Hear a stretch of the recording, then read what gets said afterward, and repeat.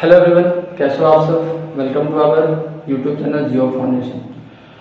माई सेल्फ राम कुमार पांडे और आज जो है बच्चों हम लोग पढ़ेंगे middle term of an AP. तो इस क्लास में हम लोग दो टॉपिक्स के बारे में सीखेंगे।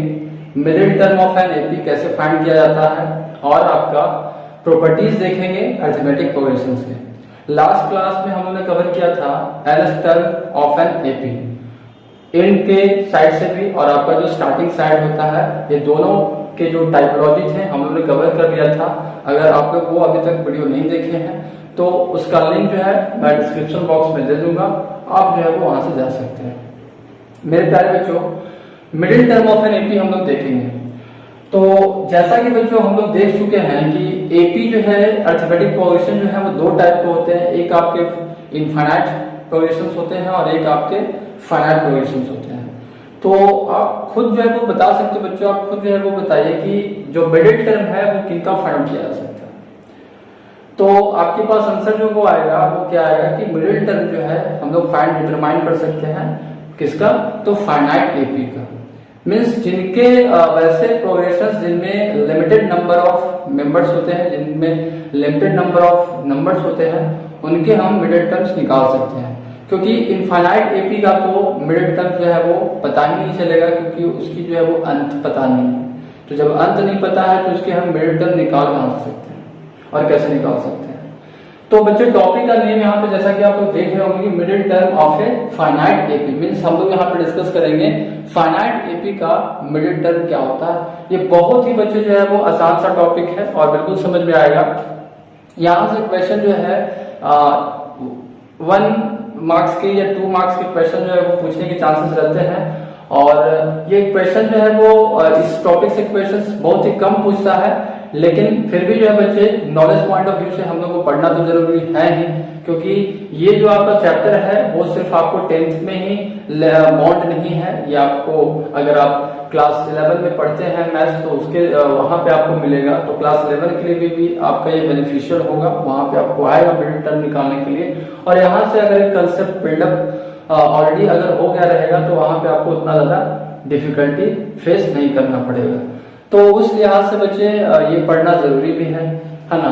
और क्वेश्चन अगर आ जाता है तो अच्छी बात है कि हम लोग जो है वो एक फायदे में रहेंगे। और यहाँ से कम तो 2 मार्क्स जो पक्का तो हो ही जाएगा, ठीक है, क्योंकि एटलीस्ट क्वेश्चन जो आएगा वो यहाँ से वो 2 मार्क्स में ही आएंगे। तो मिडिल टर्म ऑफ एपी निकालने के लिए, फाइनाइट एपी को निकालने के लिए बच्चे हमारे पास देखिए फाइनाइट एपी में आपको क्या क्या जो है वो प्रोवाइडेड रहेगा, मीन्स क्या क्या आपको पता रहेगा। तो अगर आप जो है वो ऑब्जर्व करें किसी फाइनाइट एपी को, किसी प्रोग्रेशंस को आप ऑब्जर्व करें जिसमें लिमिटेड नंबर ऑफ फैमिलीज हैं, जिसमें लिमिटेड नंबर ऑफ टर्म्स हैं, तो उसमें तो आपका फर्स्ट टर्म तो ऑलरेडी दिया हुआ रहेगा, है ना। क्योंकि उस जब प्रोग्रेशन से फाइनाइट है तो उसमें आपका फर्स्ट टर्म दिया हुआ रहेगा और लास्ट टर्म दिया हुआ रहेगा। मीन्स 2 चीज तो आपको पता रहेगा, first term and last term. Second चीज जो है आपको कॉमन डिफरेंस भी पता चल जाएगा। तो कॉमन डिफरेंस जो है वो कंसेक्यूटिव टर्म्स के बीच में कितने हैं ये जो है वो आपको पता होगा। अब जो है बच्चे किसी भी प्रोग्रेशन जो है, कोई भी प्रोग्रेशन है, उनके मिडिल टर्म क्या होंगे, इसकी जो रिलेशंस है वो आप लोगों ने पढ़ा होगा, 7th स्टैंडर्ड में भी पढ़ा होगा। जिस तरह से मीडियंस में निकालते थे किसी चीज का मिडिल टर्म यानी बीच का टर्म जो है, तो एक सीक्वेंस में दिया हुआ रहता था, तो हम उनको अरेंज, जैसे में नंबर को हम लोग एरे में अरेंज करते हैं तो उनका मिडिल टर्म निकाल देते हैं। तो हम लोग मीडियंस में क्या क्या करते थे कि मीडियंस में जो है अगर ऑड है तो ऑड का केस लेते थे, इवन है तो इवन का केस लेते थे, वहां से हम लोग जो है वो मिडिल टर्म निकालते थे। तो मिडिल टर्म का मतलब actually it is nothing but we are finding out the value of median of the sequence, ठीक है। Middle term of the sequence, median means वही चीज होता है। तो यहाँ पे भी जो कंसेप्ट बिल्कुल सेम होगा, जिस तरह से मीडियन में काम किया करते थे इस टाइप से वो आपका यहाँ पे भी काम होगा, ठीक है बच्चे। तो हम लोग को जो है ये किस पे डिटरमाइन होगा कि कौन सा ऑड है या कब ऑड हम लोग करेंगे, कब इवन वाले करेंगे। अगर ऑड वाले होंगे तो उसमें हम कैसे अप्लाई करेंगे फॉर्मूलाज, उसके फॉर्मूलाज कैसे होते हैं। अगर इवन होगा तो इवन वाले कैसे होते हैं, ठीक है। तो इस टाइप के जो है क्वेश्चन यहाँ पे हम लोग डिस्कस करेंगे। और देखिए हम लोग यहाँ पे देखते हैं तो ये जो किस पे डिपेंड करेगा बच्चे कि इवन होगा कि ऑड होगा, तो ये आपको डिपेंड होगा नंबर ऑफ टर्म्स पे। नंबर ऑफ टर्म्स ही आपको ये डिटरमाइन करेगा कि जो सीक्वेंस है, सीक्वेंस का जो मिडिल टर्म है, वो जो उसकी पोजीशन है, जो मिडिल टर्म की पोजीशन है वो ऑड प्लेस पे है कि इवन प्लेस पे है। ऑड प्लेस पे यानी कहने का मतलब क्या कि जितना इधर है और उतना ही हम इन टाइप से, इन साइड से चलते हैं या मतलब इनिशियल साइड से चलते हैं और इन साइड से चलते हैं, तो एक आपका मिडिल पोजीशन उसका है। तो ऑड प्लेस पे है या इवन प्लेस पे है ये हमें तब पता चलेगा जब हमें नंबर ऑफ टर्म्स पता चलेंगे। तो नंबर ऑफ टर्म्स तो हम आसानी से डिटरमाइन कर सकते हैं बच्चे। क्यों, कैसे आप डिटरमाइन कर सकते हो? क्योंकि आपके पास फर्स्ट टर्म है, कॉमन डिफरेंस है, लास्ट टर्म दिया हुआ रहेगा, तो आप वहां से नंबर ऑफ टर्म्स निकाल सकते हैं। नंबर ऑफ टर्म्स निकालने के लिए आप करोगे क्या? तो नंबर ऑफ टर्म्स निकालने के लिए आपको प्रीवियस वीडियो में बताया जा चुका है, प्रीवियस क्लासेस में ऑलरेडी बताया जा चुके हैं। मैं फिर से एक बार बोलूंगा कि अगर आपने नहीं देखा है तो उसका डिस्क्रिप्शन, उसका जो लिंक है वो डिस्क्रिप्शन बॉक्स में दिया हुआ है, ठीक है। तो यहाँ पे जो है Tn मीन्स nth टर्म को हम लोग लास्ट टर्म या nth टर्म को हम लोग Tn से या फिर An से डिनोट करते हैं, और इनका जो फॉर्मूला होता है वो क्या होता है? a plus n minus 1 into D, जहां पे वेयर व्हाट Tn और An क्या है? लास्ट टर्म है, इनको हम L से भी डिनोट कर सकते हैं, ठीक है। A क्या है? यहाँ पे फर्स्ट टर्म है, D क्या है? कॉमन डिफरेंस, और N है आपका नंबर ऑफ टर्म्स। तो इस फॉर्मूला से जो है बच्चे, इस फॉर्मूला से आपको ये पता चलेगा नंबर ऑफ टर्म्स। अब नंबर ऑफ टर्म्स अगर इवन है या ऑड है तो उसके हिसाब से हम लोग को यहाँ पे काम करना पड़ेगा। तो यहाँ पे बच्चे मैंने कंडीशन देखो क्या दिया है कि अगर जो है मीन्स ये कंडीशन है, मैंने क्या दिया है, ये कंडीशन रहेगा कि अगर जो है वो जो नंबर ऑफ टर्म्स हैं अगर आपके ऑड आ गए, सपोज मान लो कि 17 आ गए, ठीक है, n की वैल्यू 17 आ गई, तो 17 क्या है? ऑड है, ठीक है। तो उस केस में हम लोग कौन सा फॉर्मूला अप्लाई करेंगे? और सपोज जो है हम लोग नंबर ऑफ टर्म्स निकाला इस फॉर्मूले से, और आपके पास जो आपके पास जो वैल्यू आ गई n की वो आपका 8 आ गया, तो 8 क्या है? इवन है। तो मिडिल टर्म का पोजीशन क्या होगा इवन वाले केस में, और ऑड वाले केस में क्या पोजीशन होगा मिडिल टर्म का, ये हम लोग को फाइंड आउट करना है, डिटरमाइन करना है। उस पर हम लोग एक क्वेश्चन भी देखेंगे, मैंने क्वेश्चन भी लिया है यहाँ पे। तो n प्लस 1/2th टर्म जो होगा, मीन्स अगर n ऑड है तो इसका n प्लस 1/2th टर्म ही क्या कहलाएगा? मिडिल टर्म कहलाएगा, ठीक है। दैट मीन्स अगर n 17 है तो 17 plus 1 that means 18, 18/2 that means 9, तो 9th टर्म जो होगा वो क्या होगा? मिडिल टर्म होगा। मीन्स इसका मतलब ये हुआ कि यहाँ पे जो हम कैपिटल N इसको डिनोट करेंगे, ठीक है। अब उसको फाइंड आउट भी तो करना होगा। ये तो आपको पता चल गया कि उसकी पोजीशन क्या है, ये पोजीशन बताया, ये पोजीशन बताया कि वो कितने प्लेस पे है। तो 17 टर्म्स हैं टोटल, n की वैल्यू जो है वो 17 है, तो टोटल टर्म्स कितने हैं प्रोग्रेशन में, सीक्वेंस में? 17 है। अब 17 में मिडिल टर्म जो है वो कितने प्लेस पे आ रहा है? तो ये आपको किससे पता चला? तो n प्लस 1/2th टर्म से, means 17 plus 1/2 that means 9th term जो होगा वो आपका मिडिल टर्म का होगा। तो उसकी पोजीशन पता चल गई, लेकिन अब मिडिल टर्म कितना है ये भी तो फाइंड आउट करना है। किसी केस में ये भी तो क्वेश्चन पूछा जा सकता है कि कितने प्लेस पे मिडिल टर्म आ रहा है, मीन्स कौन से प्लेस पे मिडिल टर्म है और उसकी वैल्यू कितनी है। 9th प्लेस पे अगर वो है तो 9th प्लेस पे उसकी वैल्यू कितनी है ये भी तो हमें फाइंड आउट करना पड़ेगा। तो उसके लिए जो फॉर्मूला है बच्चे की n की वैल्यू, अब जो ये यहाँ पे आएगा, जो यहाँ पे आएगा, जो 9th यहाँ पे आ रहा है, वो हम लोग क्या इसको करेंगे? n कैपिटल N से इसको डिनोट कर देंगे, और कैपिटल N का मतलब क्या हुआ? ये जो हम लोग यहाँ पे लिखे थे, मीन्स n की वैल्यू यहाँ पे क्या हो जाएगी? 9 हो जाएगी, 9th तक, ठीक है। तो मिडिल टर्म निकालने के लिए, इस मिडिल टर्म की वैल्यू कितनी होगी उसको निकालने के लिए जो हमारे पास हो रहा है बच्चे वो है a plus capital N minus 1 into D. Last term निकालने के लिए हमारे पास स्मॉल n है, लास्ट टर्म निकालने के लिए हमारे पास क्या है? स्मॉल n है, लेकिन मिडिल टर्म निकालने के लिए हमारे पास क्या है? कैपिटल N है। और भी फॉर्मूला में कुछ भी चेंजिंग नहीं हुआ है, जो फॉर्मूला है एज इट इज यहाँ पे लिख दिया गया है, लेकिन n की जगह पे मीन्स स्मॉल n की जगह पे क्या हो चुका है? कैपिटल N हो चुका है। और n की वैल्यू क्या होगी बच्चे? ये आपकी वैल्यू होगी, ठीक है। अगर आपको थोड़ा सा भी प्रॉब्लम हो रहा है तो वीडियो को प्लीज जो है वो पॉज करके या रिवाइंड करके फिर से जो है हमारे वॉइस को या हमारे लेक्चर को सुन सकते हैं, तो आपको ज्यादा क्लियर हो जाएगा, ठीक है। आगे बढ़ते हैं हम लोग। जब अगर ये जो नंबर ऑफ टर्म्स हम निकालेंगे अगर वो इवन आ गया, इवन का मतलब मैंने एक एग्जांपल लिया हाइपोथेटिकल कंडीशन की, भाई अगर 8 आ गया तो उस केस में मिडिल टर्म की पोजीशन जो है वो क्या होगी, तो इवन है तो मिडिल टर्म की पोजीशन जो है वो आपका एक n/2th टर्म वाला होगा और एक आपका n/2 प्लस 1th टर्म वाला होगा, n/2 प्लस 1th। इसका मतलब ये हुआ कि अगर n 8 है तो 8/2 मीन्स 4th टर्म, ठीक है, 4th, और यहाँ पे क्या होगा 4 + 1 दैट मीन्स 5th। तो 4th एंड 5th टर्म जो होगा वो मिडिल टर्म कहलाएगा। मीन्स यहाँ पे दो मिडिल टर्म निकलेंगे। इवन वाले केस में 2 मिडिल टर्म निकलेंगे, ऑड वाले केस में 1 मिडिल टर्म निकलेंगे। मीडियन में भी वही चीज होता था, मीडियन में कुछ नया चीज था नहीं, मीडियन में भी आपका वही चीज होता था। तो ये चीज जो है वो आपका n इज इवन, तो आपका n/2 term and n/2 plus 1th term जो होगा मिडिल टर्म होगा।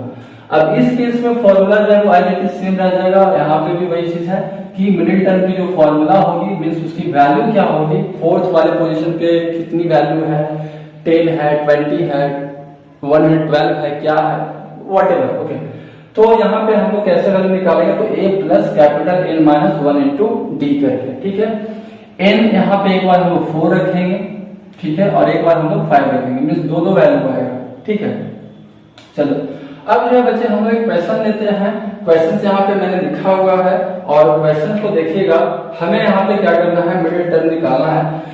मुझे लगता है बच्चे कि क्वेश्चन जो है वो आपका इस टाइप का बिल्कुल पूछता ही है, तो आना तो चाहिए क्वेश्चन, लेकिन और ये मत छोड़ करके इसको नहीं चलेंगे हम लोग, क्योंकि अगर छोड़ करके चलते हो तो ये जो है वो आपका एक अच्छे स्टूडेंट का सिंबल नहीं है कि भाई इस टाइप का तो पूछता नहीं है या जल्दी नहीं पूछता है तो हम उसको छोड़ देते हैं, ठीक है। ये अच्छे स्टूडेंट का सिंबल नहीं है। जिस पोर्शन से आपके मार्क्स जो है वो इजिली ग्रैब हो रहे हैं, इजिली आपके जिस पोर्शन से मार्क्स जो है वो हैंडी है, मीन्स आसानी से अगर आ रहा है तो उसको लेने में क्या प्रॉब्लम है ना। जहां पे आप लूज कर सकते हो वहां पे तो आप लूज करोगे, लेकिन जब ये सब जो टर्म है, ये सब जो पोर्शन है वो आसान से टॉपिक है, उनको आपको जो है वो कैप्चर कर लेना है, उनको आपको बहुत ही अच्छे ढंग से समझ लेना है, ताकि जो है वो यहाँ से मार्क्स जाए ही नहीं, अगर पूछ भी देगा तो ठीक है, और आगे तो पढ़ना ही है। तो अब देखो बच्चे, find the middle term of the AP 6, 13, 20 ... 216। तो देखो बच्चे, सबसे पहले तो यहाँ पे पूछा गया, यहाँ पे तो बोला गया कि फाइनाइट AP होना चाहिए, तो फाइनाइट AP है, क्योंकि यहाँ पे लास्ट में पता हो गया आपको। जो है वो मैं ऑलरेडी बोल चुका हूँ कि वीडियो का लिंक जो है डिस्क्रिप्शन में दे दिया जाएगा या दिया हुआ है। तो ये जो है वो आपका फाइनाइट एपी है, क्योंकि फाइनाइट एपी में आपको लास्ट टर्म पता रहेगा। फाइनाइट एपी में लास्ट टर्म पता होते हैं, इनफाइनाइट एपी के लास्ट टर्म पता नहीं होते हैं। तो यहाँ पे लास्ट टर्म आपको पता हो गया। तो देखो बच्चे, यहाँ पे हमारे पास जो सीक्वेंस है, ये सीक्वेंस ये है। यहाँ पे लोग सॉल्यूशन करना चाहें तो इसका सॉल्यूशन क्या होगा कि a की वैल्यू जो है, a आपका 6 होगा, मींस फर्स्ट टर्म आपका 6 है। d हम लोग कैसे निकालेंगे, तो d हम लोग कैसे निकालते हैं, succeeding terms minus preceding term. तो 13 - 6 इज इक्वल्स टू 20 - 13। तो देखो 13 - 6 आपका कितना हुआ 7, 20 - 13 भी आपका 7, तो d की वैल्यू कितनी आ गई 7, और tn आपको यहाँ से दिया हुआ है 216। अब देखो बच्चे, यहाँ से आप n निकाल सकते हो, राइट। तो हम लोग यहाँ पे n निकाल लेते हैं, तभी तो पता चलेगा कि मिडिल टर्म कौन से पोजीशन पे एग्जिस्ट कर रहा है और उसकी वैल्यू जो है वो कितनी होगी। तो tn इक्वल्स टू, हमारे पास फॉर्मूला है a plus small n minus 1 into D. अब यहाँ से जो है हम लोग रखते हैं, a की वैल्यू 6 है और tn की वैल्यू 216 है, 216 है, plus n minus 1 into D कितना है 7, ठीक है। चलो अब ये जो है वो हम इसको ट्रांसपोज करेंगे, तो 216 - 6 करेंगे तो 210 आ जाएगा, इज इक्वल टू कितना होगा, तो n माइनस 1 इंटू 7। अब 7 को हम ट्रांसपोज करेंगे तो कितना आ जाएगा 210/7, तो ये आपका कितना आ गया 30। तो यहाँ से जो है n माइनस 1 इक्वल टू 30 आया, तो n की वैल्यू कितनी आ जाएगी 31 टर्म्स। तो टोटल कितने टर्म्स हैं इस सीक्वेंस में, 31 टर्म्स हैं, ठीक है। अब मैं कुछ इरेज कर देता हूँ इसको। तो अब जो है हम लोग को पता चल गया कि 31 टर्म्स हैं। तो 31 है क्या, अब बच्चों आपको कंडीशन है कि n ऑड है कि इवन है, n आपका ऑड है या इवन है। तो जब अगर ऑड रहेगा तो हम लोग क्या फॉलो करेंगे, ये वाला, अगर इवन रहेगा तो हम लोग जो है वो देख चुके हैं। तो 31 क्या है, ऑड है, तो ऑड के लिए हम लोग क्या निकालेंगे, हम लोग कैपिटल N निकालेंगे। तो कैपिटल N क्या निकलेगा, n plus 1/2 term means what, यहाँ पे 31 प्लस 1/2 यानी 32/2, ठीक है 32/2, दैट मीन्स आपका कितना आ जाएगा 16th टर्म। तो 16th टर्म जो होगा वो मीन्स 16th पोजीशन पे मिडिल टर्म इसका लाई करेगा। बात भी सही है ना, कि 31 टोटल है, तो मीन्स कहने का मतलब क्या हुआ कि इधर से आपका 15 इधर से होगा, 15 इधर से होगा, तो 15 इधर से 15 इधर से 30 हो गया, ठीक है, और ये आपका बीच वाला तो 31 हो जाएगा। तो 16th टर्म जो होगा वो उसका मिडिल टर्म होगा, ठीक है। तो 16th टर्म जो होगा वो मिडिल होगा। अब जो है वो 16th टर्म पे कितनी वैल्यू है इसको हम फाइंड करते हैं। तो उसके लिए हम क्या निकालेंगे, मिडिल टर्म का जो फॉर्मूला था हम लोग लिखे थे क्या, तो middle term equals to a plus capital N minus 1 into B. A की वैल्यू कितनी है यहाँ पे 6 है, तो 6 प्लस n कितना है 16, तो 16 माइनस 1, b कितना है 7, तो 7। अब यहाँ से जो है हम लोग क्या लिखेंगे 6 plus 15 into 7, that means 6 plus how much 105, तो कितना आ जाएगा 111। तो 111 जो है वो आपका इसका आंसर हो जाएगा बच्चे मिडिल टर्म का। तो मिडिल टर्म जो है बच्चे आपको समझ में आया कि क्या होता है, किस पोजीशन पे है, ये हम लोग फाइंड आउट करेंगे। तो ये 16th पोजीशन पे है, और बिल्कुल क्लियर सी बात है कि 31 टोटल टर्म्स 31 है, तो 15 इधर से होगा और 15 उधर से होगा, तो बीच वाला ही होगा, तो बीच वाला 16th पोजीशन पे आएगा। तो 16th टर्म पे होगा। अब 16th पे कितनी वैल्यू बनी होगी, तो 111 बनी होगी। तो ये जो है वो इसका मिडिल टर्म जो है वो हम लोग बच्चे सीख गए। मेरे प्यारे बच्चों, आपके बुक्स में क्वेश्चन जो हैं दिए हुए हैं, आर.डी. शर्मा साहब को फॉलो कीजिए, और हो सकता है कि आर.एस. अग्रवाल में शायद 1-2 क्वेश्चन दिया हुआ है, 2-3 क्वेश्चन दिया हुआ है, वहां से आप जो है वो जा सकते हैं, ठीक है। सैंपल पेपर वगैरह जो है वो देखिए। खैर अभी तो सैंपल पेपर अभी आप छोड़ के भी चलेंगे तो प्रॉब्लम नहीं है, लास्ट में मैं तो करवाऊंगा, ठीक है। और खैर, और जो भी है आपके पास जो भी मटेरियल है उनसे आप देखिए क्वेश्चन वगैरह बना करके। ऑड का केस जो है, इवन का केस पे आप देखिए, मैं इवन का केस नहीं दिखा रहा हूँ, इवन का केस पे जो है वो आप देख सकते हैं। जैसे मैं यहीं पे जो है मैं क्या कर दूं कि यहां से मैं चलूं, मीन्स ये जो टर्म है मैं उसको इरेज कर दूं, तो हो सकता है कि यहाँ पे हो सकता है कि ये आपका इवन आ जाएगा। तो इवन वाले केस पे मिडिल टर्म क्या होगा, तो 2 निकलेगा, वहां से आप जो है फाइंड कीजिएगा, ठीक है बच्चे। नेक्स्ट टॉपिक हम लोग का है प्रॉपर्टीज ऑफ अरिथमेटिक प्रोग्रेशन या ऑफ एन एपी। तो उस पे हम लोग आते हैं, बहुत ही छोटा सा टॉपिक है, उसको आज हम dear student we have the topic properties of AP. इस टॉपिक में हम लोग एपी के प्रॉपर्टीज के बारे में देखेंगे। कुछ खास गुण हैं, कुछ खास इसके प्रॉपर्टीज हैं अरिथमेटिक प्रोग्रेशन के, कुछ किसी भी सीक्वेंस के, ठीक है। बहुत सारे इसके प्रॉपर्टीज हैं, लगभग 8 से 10 प्रॉपर्टीज हैं, लेकिन हम लोग यहाँ पे सिर्फ 3 प्रॉपर्टीज की चर्चा करेंगे अकॉर्डिंग टू स्टैंडर्ड 10 के हिसाब से 3 प्रॉपर्टीज जो है वो काफी है, इनफ है। इससे ज्यादा जो है वो प्रॉपर्टीज हमें याद रखने की जरूरत नहीं है 10th के लिए। लेकिन आपको हायर क्लासेस के लिए जो है वो वहां पे आपको 8 से 10 प्रॉपर्टीज मिलते हैं, तो आप जब 11th क्लास में जाएंगे तो वहां पे आप लोग पढ़ेंगे, ठीक है, वहां पे मैं क्लास ले लूंगा। तो जो प्रॉपर्टीज ऑफ एपी जो 10th क्लास में प्रॉपर्टीज है उसको हम डिस्कस करते हैं। तो पहला जो प्रॉपर्टीज है बच्चे वो थोड़ा देखिएगा, हम लोग 3 प्रॉपर्टीज की चर्चा करेंगे यहाँ पे। तो पहला जो प्रॉपर्टीज है वो है आपका बेस्ड ऑन एडिशन और सब्ट्रैक्शन। सेकेंड जो प्रॉपर्टीज है बेस्ड ऑन मल्टीप्लीकेशन और डिवीजन। एंड जो थर्ड प्रॉपर्टीज है वो combination of 2 progressions, combination of 2 progressions. तो ये जो है वो मैंने आपको शॉर्ट में एक आइडिया दे दिया कि प्रॉपर्टीज जो है वो ये जो तीनों प्रॉपर्टीज है वो किस पे बेस्ड है। तो एक सिंपल सा एग्जांपल लेते हैं बच्चे। खैर मैं यहाँ पे लिख नहीं रहा हूँ क्योंकि लिखने में फिर वक्त लग जाएगा, ठीक है। एक सिंपल सा मैं सही समझा देता हूँ कि ये देखो एक एग्जांपल मैंने ले लिया, सपोज कि 1 है 3 5 7 9 ऐसे ऐसे करके आपका एंड सो ऑन चला गया, ये आपका इनफाइनाइट एपी है, ठीक है।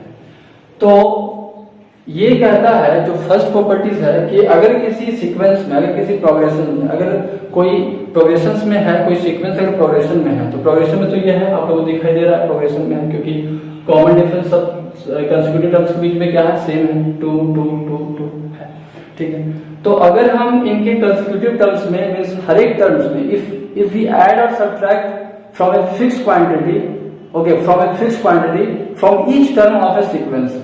अगर हम जो है इस सीक्वेंस के हर एक टर्म से सेम क्वांटिटी से ऐड करते हैं या सेम क्वांटिटी से सब्ट्रैक्ट कर दें तो जो रिजल्ट होगा वो भी एक प्रोग्रेशन में ही होगा, वो भी आपका एपी में ही होगा।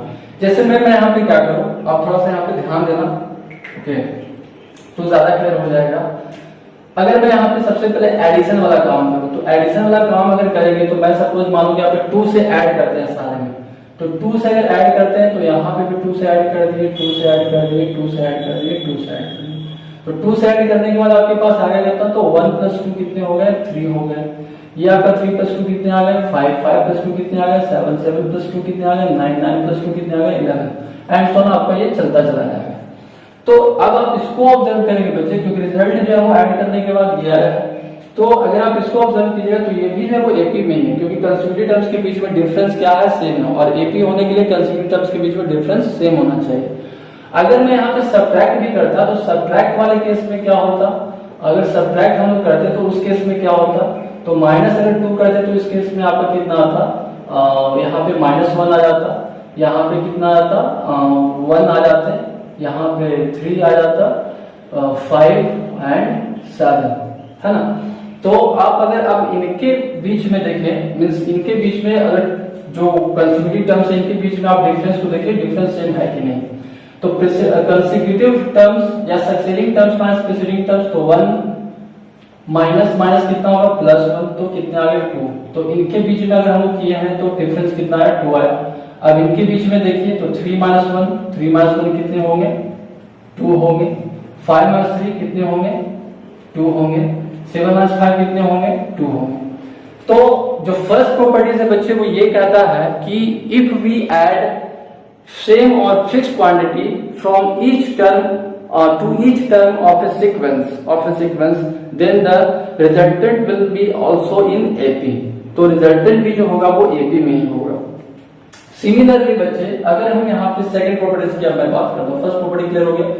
सेकंड प्रॉपर्टीज में क्या कहता है कि अगर हम किसी सीक्वेंस के हर एक टर्म में हम किसी नॉन जीरो नंबर से या फिक्स्ड टर्म से जो है या फिक्स्ड क्वांटिटी से हम क्या करते हैं मल्टीप्लाई कर दें या फिर डिवाइड कर दें, नॉन जीरो क्वांटिटी होना चाहिए, तो मल्टीप्लाई कर दें या फिर डिवाइड कर दें तो जो उसका रिजल्टेंट होगा वो भी क्या होगा आपका सीक्वेंस में ही होगा। तो जब आप इसको 2 से मल्टीप्लाई करोगे तो मल्टीप्लाई करने के बाद कितना आएगा आप देख सकते हो, मल्टीप्लाई डिवाइड करने पे भी आप देख सकते हो, ठीक है। आप उसको जो है अपने घर पे करके देखना उसको, मैं यहाँ पे मल्टीप्लाई वाला करके दिखा देता हूँ, घर पे थोड़ा करके देख लेना, क्योंकि यहाँ पे जो है उस टाइप का सीक्वेंस लेना पड़ेगा सिंप्लिसिटी के लिए, ठीक है। वैसे भी हो सकता है, वैसा कुछ है नहीं, हम डिवाइड कर सकते तो 1/2 3/2 भी तो हो सकता है ना, तो वो भी एक सीक्वेंस है, बिल्कुल है, ठीक है। लेकिन for the sake of simplicity आप ले सकते हो उस टाइप का। तो यहाँ पे मल्टीप्लाई करके देखते हैं तो 2 आ गया, फिर कितना आ गया 6, 10, ये आपका 14 और ये आपका 18। तो आप देख रहे होंगे बच्चे कि ये जो है वो हर एक कंसेक्यूटिव टर्म्स के बीच में जो डिफरेंस है वो कितना का है 4 का, हर एक कंसेक्यूटिव टर्म्स के बीच में 4 का डिफरेंस है। तो डिफरेंस जब सेम है तो ये भी आपका क्या है एपी में है, राइट और नॉट, बातें समझ में आ रही है। तो ये हुआ आपका सेकंड प्रॉपर्टीज। थर्ड प्रॉपर्टीज में तो आप समझ सकते हैं कि हमारे पास 2 सीक्वेंस दिया हुआ है। 2 सीक्वेंस का मतलब जैसे मैंने यहाँ पे S1 में ले लेता हूँ, सीक्वेंस फर्स्ट है 2 4 6 8 10, ठीक है, मैं फाइनाइट एपी लेता हूं। उसके बाद जो है वो S2 आपको दिया हुआ है 1 3 5 7 9, ठीक है, यहाँ पे कितने 4 5, यहाँ पे भी 4 5।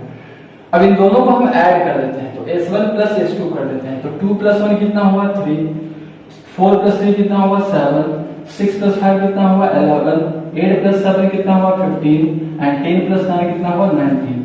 अब देखिए क्या इन दोनों ये जो आपके कंसेक्यूटिव टर्म्स आ रहे हैं या जो ये जो सीक्वेंस आया है क्या वो एपी में है, तो एपी में चेक करने के लिए हमें क्या करना पड़ेगा डिफरेंस निकालना पड़ेगा। तो डिफरेंस आप जब यहाँ पे निकाल करके देखिए 7 - 3 आया तो 7 - 3 कितने हो गए 4, 11 - 7 कितने हो गए 4, 15 - 11 कितने हो गए 4, 19 - 15 कितने हो गए 4। तो कंसेक्यूटिव टर्म्स के बीच में डिफरेंस सेम आया बच्चे, तो हम लोग कह सकते हैं कि ये भी जो है आपका एपी में ही है। तो बच्चे ये 3 प्रॉपर्टीज है और जो कि बहुत ही आसान सा प्रॉपर्टीज था, लेकिन इसको डिस्कस करना जरूरी था ताकि आप जो है वो मल्टीपल चॉइस क्वेश्चंस या फिर जो शॉर्ट क्वेश्चंस होते हैं या जो फिर द ब्लैंक्स क्वेश्चंस होते हैं या जो असर्शन रिजल्ट टाइप के क्वेश्चंस होते हैं उसमें आप जो है वो परफेक्टली अपना माइंड लगा सके, अपना जो है कंक्लूजन जो है वो निकाल सके। तो उस लिहाज से जो है हमें इसके बारे में डिस्कस करना था। तो पहला प्रॉपर्टीज क्या होगा कि ऐड और सब्ट्रैक्शन पे था कि अगर हम सेम क्वांटिटी से हम हर एक टर्म में ऐड करें या सब्ट्रैक्ट करें तो जो रिजल्ट होगा वो भी एक एपी में ही होगा, वो भी सीक्वेंस में ही होगा, एपी सीक्वेंस में। अगर हम किसी को हर एक टर्म को अगर हम सेम क्वांटिटी से मल्टीप्लाई करें या डिवाइड करें नॉन नंबर से तो जो रिजल्टेंट होगा वो भी आपका सीक्वेंस में होगा, एपी में होगा, ठीक है, एपी में ही। और जो थर्ड हमारे पास 2 सीक्वेंस दिए हुए हैं, 2 एपी में दिया हुआ है, तो दोनों एपी को जब हम ऐड करेंगे तो ऐड करने के बाद जो रिजल्टेंट होगा, जो रिजल्ट आएगा वो भी आपका एपी में ही होगा। तो ये तीनों प्रॉपर्टीज जो है बच्चों हमने डिस्कस कर लिया। ऐसे और भी सारे प्रॉपर्टीज हैं, आप जो है वो मतलब अगर आप इसको ऑब्जर्व करना स्टार्ट कर दोगे, इस पर अगर टाइम देना स्टार्ट करो तो बहुत ही अच्छा प्रॉपर्टीज जो है वो निकलता है, लेकिन मैं यहाँ पे डिस्कस नहीं कर रहा हूँ क्योंकि ये जो है वो आपको आगे के लिए छोड़ दे रहे हैं। तो मेरे प्यारे बच्चों आज के लिए हम लोग इतना ही तक रहने देंगे। और एक चीज मैं लास्ट में ये बोलना चाहूंगा कि मेरे प्यारे बच्चों जो जियो फाउंडेशन का फेसबुक पेज है, टेलीग्राम चैनल है, टेलीग्राम चैनल पे जाकर के जुड़िए आप लोग, और फेसबुक पेज पे जो है वो आकर के जुड़िए आप लोग। मेरे फेसबुक पेज को फॉलो कीजिए।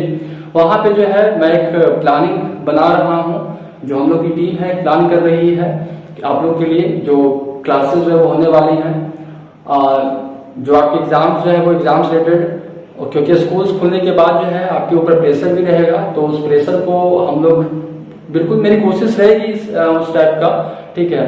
एसएसटी की जो है अभी वीडियो आ रही है, मैथ्स की जो है वो अभी वीडियो आ रही है, ठीक है।